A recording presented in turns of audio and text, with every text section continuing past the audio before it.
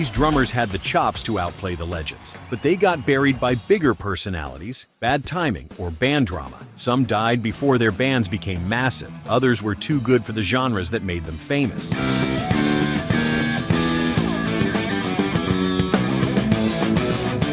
Here are 10 overlooked drummers only true fans remember. Number 10, Phil Rudd.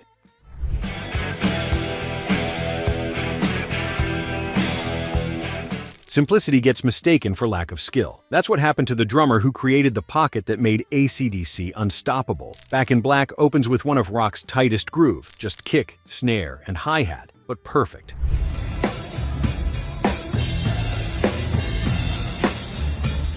The shuffle on Highway to Hell carries the entire song. You Shook Me All Night Long rides on steady 4 on the floor that never wavers. For those about to rock, builds tension with fills that arrive exactly when needed. Thunderstruck proves he could play fast, but always with that locked-in feel.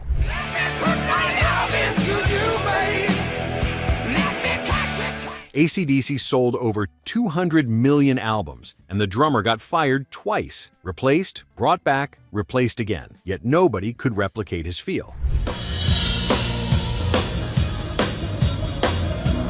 The replacements were technically fine on Rock or Bust and later tours, but something was missing. At 70, still not getting the recognition deserved. Us CDC fans know. Everyone else thinks he just hits the drums on 2 and 4.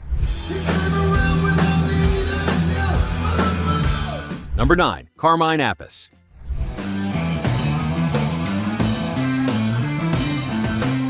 Before John Bonham made drums a lead instrument, someone else was doing it. Vanilla Fudge's 1967 cover of You Keep Me Hangin' On featured a drum solo that changed rock drumming forever. That intro is all drums, thunderous power that announced drums could carry a song.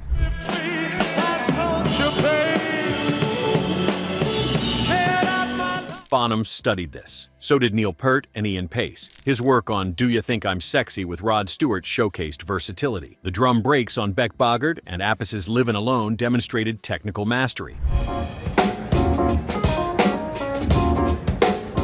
Sessions on Ozzy's Bark at the Moon and Superstition with Jeff Beck proved range. The problem was never having sustained success with one iconic band. Always the hired gun, always the session player.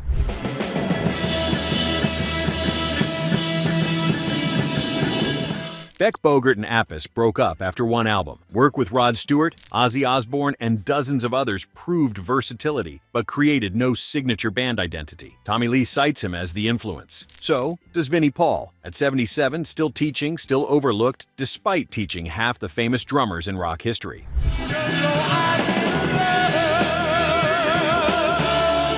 Number 8, Bill Bruford.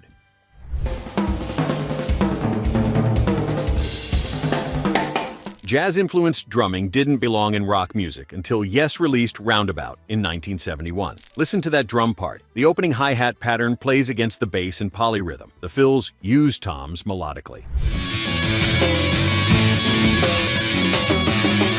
Playing against the beat instead of on it redefined what rock drumming could be. Then came King Crimson. 21st Century Schizoid Man features drumming so aggressive and complex it sounds modern 50 years later. His work on Red combines jazz technique with metal heaviness.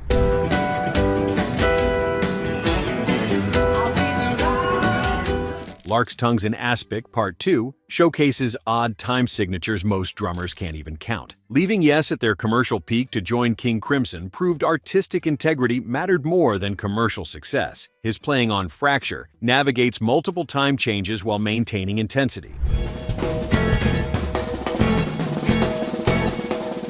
That decision cost mainstream recognition but earned respect from every prog drummer who followed, retiring in 2009 after influencing generations of prog drummers. But none of them are famous either. True fans know. Everyone else thinks prog rock is just long songs about wizards.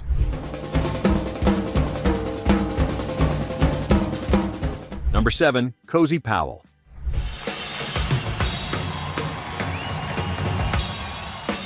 Showmanship and technique rarely combine in one drummer. Playing with Ritchie Blackmore's Rainbow, David Coverdale's Whitesnake, and Tony Iommi's Black Sabbath meant working with the biggest egos in rock.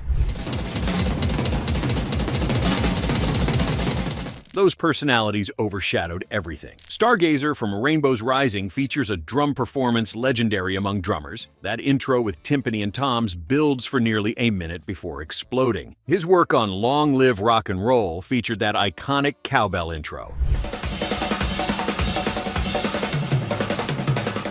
Whitesnake's Fool for Your Loving and Black Sabbath's Headless Cross proved he could handle anything thrown at him. His solo instrumental Dance with the Devil hit top 3 in the UK in 1973, featuring drums so prominent they carried a hit single. Every major hard rock band of the 70s and 80s had this drummer at some point. Then came the car crash in 1998 at age 50. Tabloids covered the death, not the career. Former rock drummer dies was the headline, as if that's all there was. True fans knew better. Number 6, Tommy Aldridge.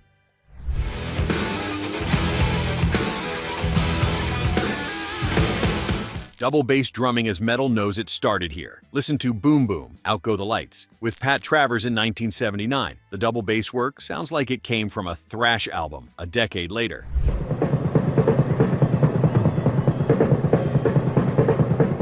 The technique on Ozzy Osbourne's Bark at the Moon redefined what metal drumming could be. His work on Whitesnake's Still of the Night and Gimme All Your Love influenced every 80s metal drummer. With Ozzy, Flying High Again and Over the Mountain demonstrated versatility beyond just speed. But session drummer status means no ownership of the success. Touring with Ozzy, then Whitesnake, then back to Ozzy. Always hired, never a permanent member. Playing double bass with bare hands instead of sticks makes it even more impressive, inhuman technique that makes other drummers quit.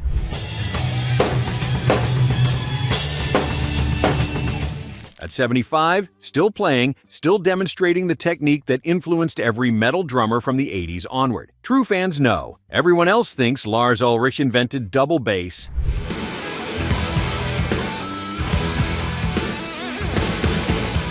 Before we continue with number 5, I want to hear from you. How many of these drummers had you actually heard of before this video? And which one surprised you the most? Drop a comment and let me know. And tell me where you're watching from. Hit that like button if you're discovering legendary drummers. And let's continue with number 5. Number 5, Simon Phillips.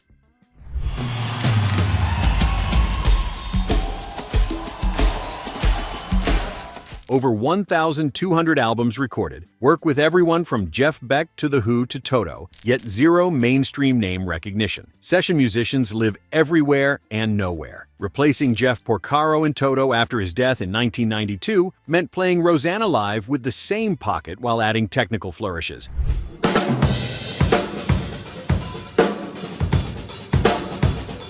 His work on Tombu and Kingdom of Desire showcased groove mastery, but critics dismissed it as the post-Porcaro era. With Jeff Beck, his drumming on Where Were You and Big Block demonstrated jazz sensibility. Filling Keith Moon's shoes with The Who on their 1989 reunion tour meant executing one of rock's most manic catalogs.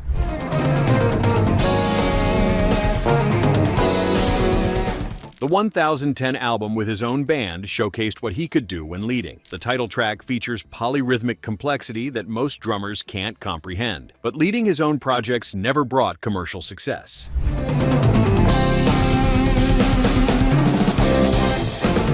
Technical virtuosity that spans jazz fusion, prog rock, and stadium anthems created an incredible resume without the recognition. At 67, still touring, still recording, still invisible, despite being one of the most technically accomplished drummers alive. True fans know. Everyone else has no idea who played on their favorite albums.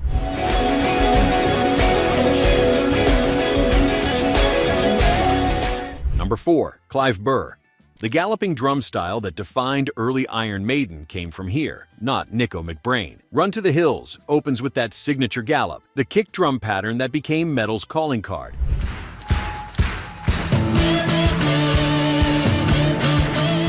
The Number of the Beast title track, Hallowed Be Thy Name, 22 Acacia Avenue. That's all Burr. Even The Trooper, that everyone thinks is McBrain, Burr recorded it. His work on Children of the Damned proved he could handle melodic material, while Killers demonstrated pure aggression.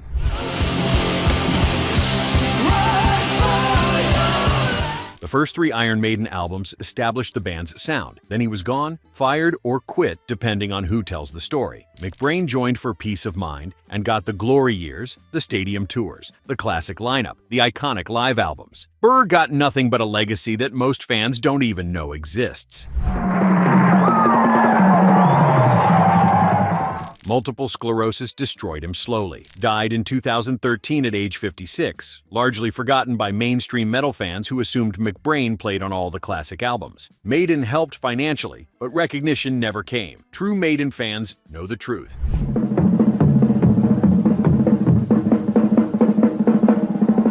Number 3. Vinnie Appice.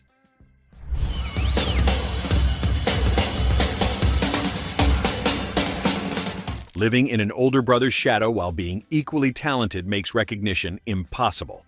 Joining Black Sabbath after Bill Ward left meant replacing a legend during the transition away from Ozzy.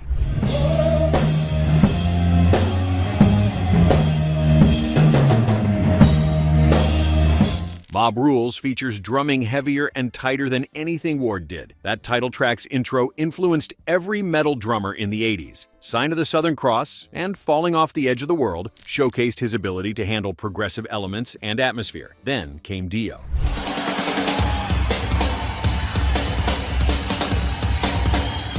Holy Diver features one of metal's most iconic drum intros, that opening tom pattern instantly recognizable as the sound of 80s metal. His work on Rainbow in the Dark, Stand Up and Shout, and Don't Talk to Strangers combined arena rock accessibility with metal precision.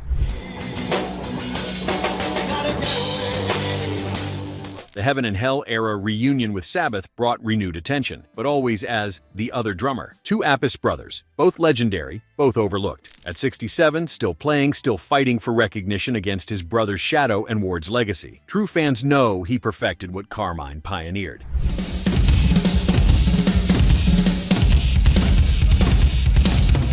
Number 2. Barriemore Barlow.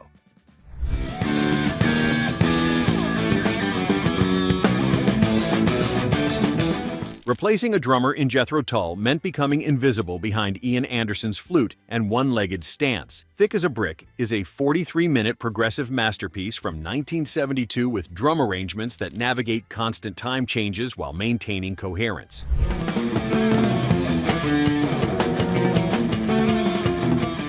A Passion Play followed with similar complexity. His playing on Minstrel in the Gallery showcased both delicate and powerful drumming, while Too Old to Rock and Roll, Too Young to Die proved he could handle straight-ahead rock.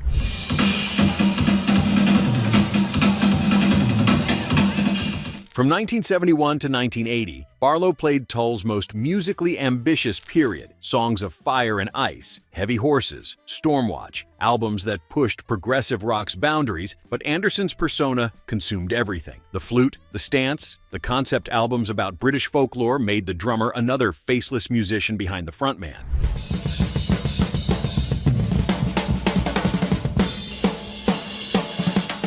He left in 1980 and became a sheep farmer. That's how invisible he felt after 9 years with one of prog rock's biggest bands. Even Tull fans struggle to name him. True fans know. Everyone else thinks Jethro Tull was just Ian Anderson.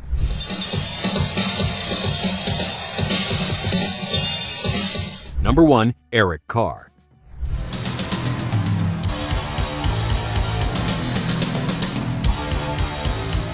Replacing Peter Criss in Kiss meant wearing makeup and becoming the Fox. Not a person, a character. Creatures of the Night. From 1982 showcases, drumming technically superior to anything Criss ever did, double bass work on the title track, and I Love It Loud that Criss couldn't execute.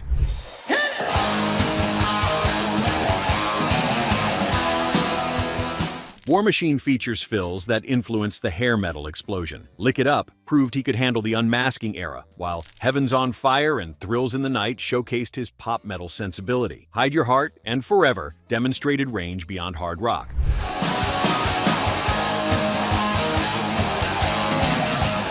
Yet reviewers still compared him to Criss after years with the band. Cancer came in 1991. He died at 41, just as Kiss was planning their reunion tour that would bring back the original makeup and lineup. Technical brilliance buried under costumes, personality erased by persona, career cut short by disease.